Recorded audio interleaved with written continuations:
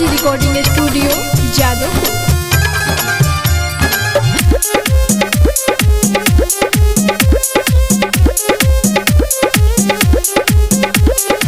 Music by Mohan Yadav, presented by Anshubala music. मन करे गरावा में फसरी लगाए, मन करे गरावा में फसरी लगाए। हमार पुनामी कोई दिलस बेवा भाई, हमारे पुनामी कोई दिलस बेवा भाई।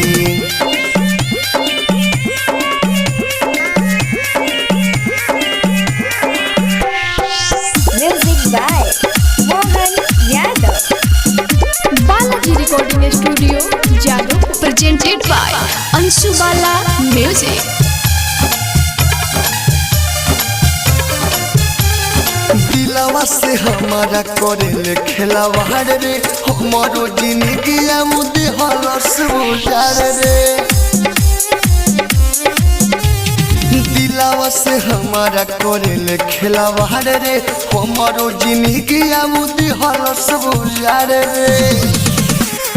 यादव कर हमारा के लागता मुआई, यादव कर हमारा के लागता मुआई। हमार पुनमी कोई दिलस बेवा भाई, हमारे पुनमी कोई दिलस बेवा भाई।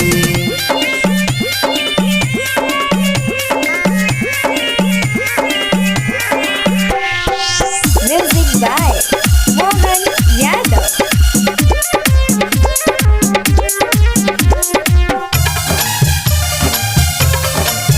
Presented by Anshubala music.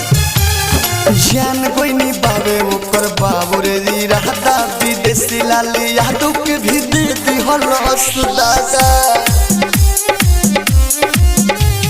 जान कोई नहीं बाबे ओकर बाबू रे जी रहता विदेशी लाली यादव के भी दे दी हलस दादा। कोहेले मनीष खिसयो बना रुकाई, कोहेले बुलट खिसयो बना रुकाई। हमारे पुनमी